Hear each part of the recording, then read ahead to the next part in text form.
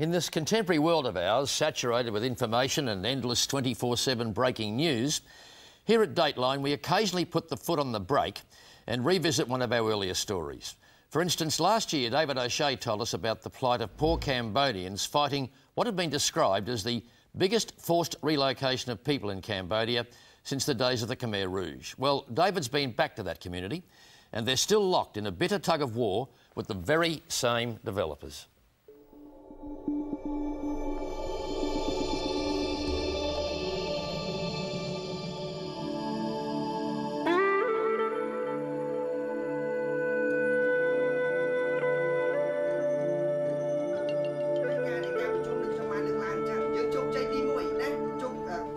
These are some of the 4,000 families literally being flooded out of their lakeside homes because a developer wants their land to build high-rise.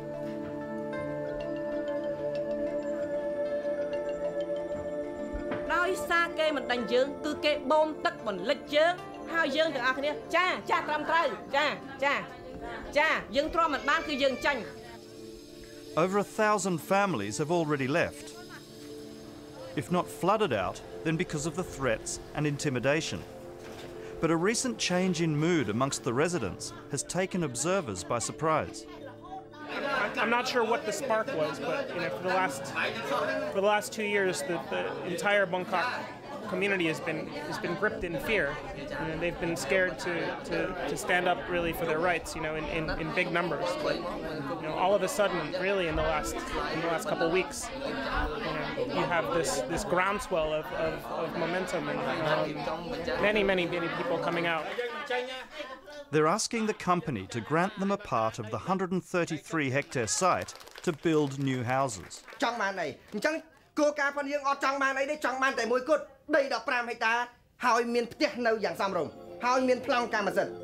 The authorities hold a dim view of this grassroots activism and broke up their meeting held 2 weeks ago to discuss the evictions.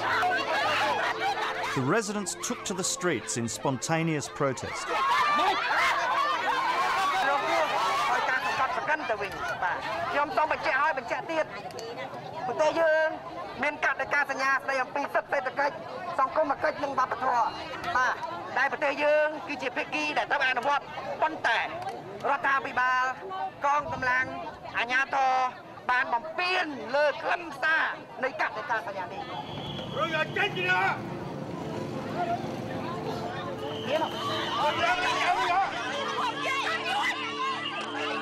Everyone knows how heavy-handed the government and developers can be.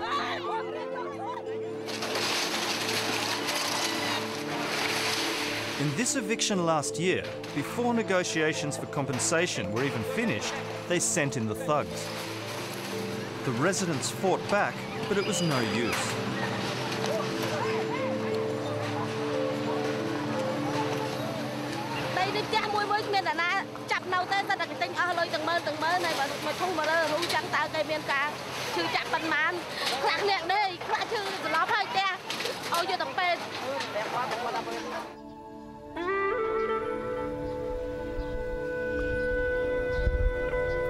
Over 200 families ended up being dumped on this patch of barren land. There's no power, water or sanitation, and employment opportunities, schools, hospitals and other services are miles away.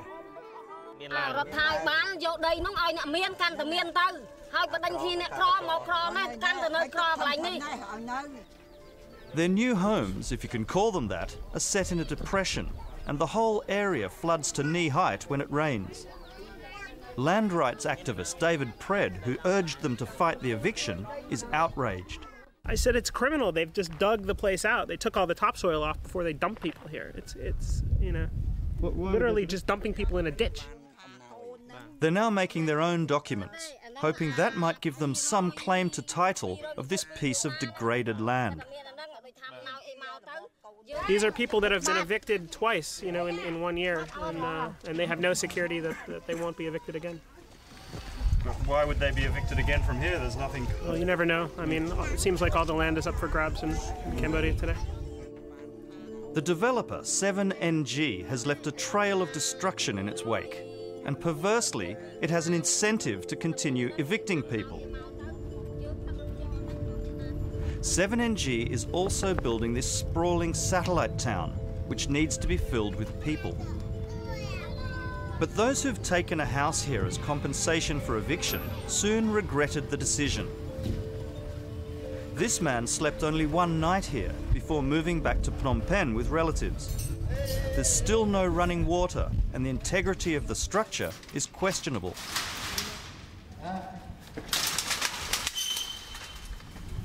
It's very dirty. As you can see, it's black. Right?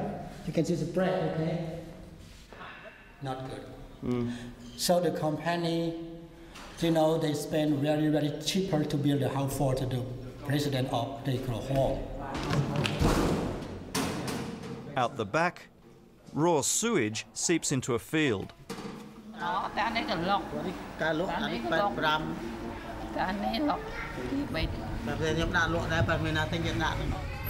Prices are well below what 7NG told them the houses were worth.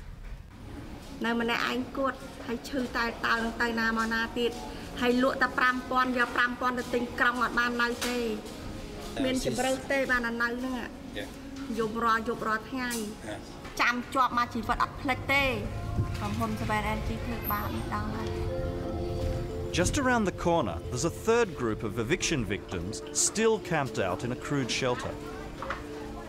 They were mostly just renting in Day Krahom, but say they were promised land for their help dividing the community. 7NG enlisted some of them on eviction day, turning them against their former neighbours, who were holding out for a better deal. But for all their efforts, they've received nothing.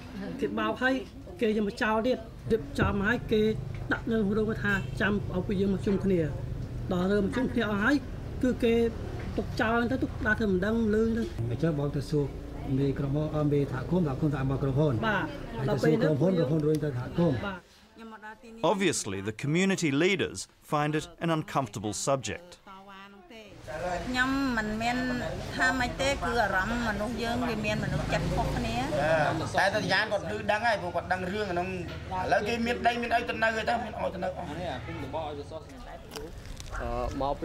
When I find Mr. Yan and ask him, he doesn't want to talk about them.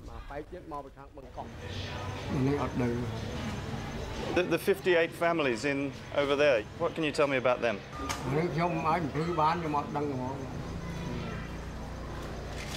But didn't you make a deal with them?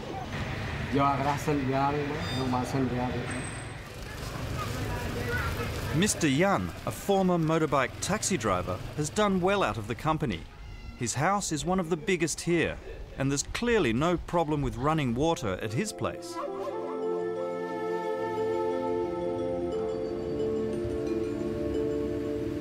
The Cambodian government knows how to treat its international visitors. They're very aware that donor countries contribute billions of dollars in development aid, including $28 million for a land titling project run by Finland, Canada and Germany.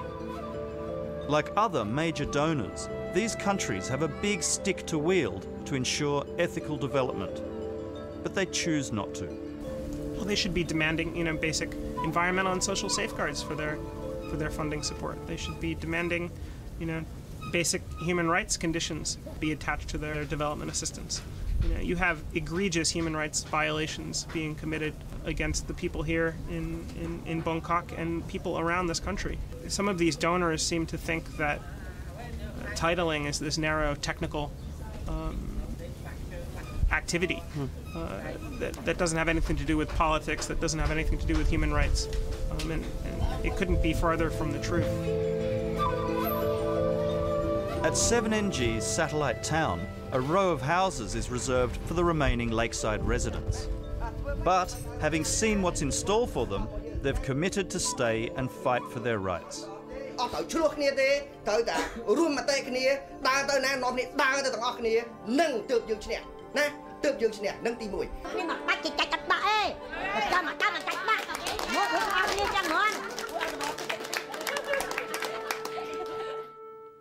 Two stories in a row, shaking my head.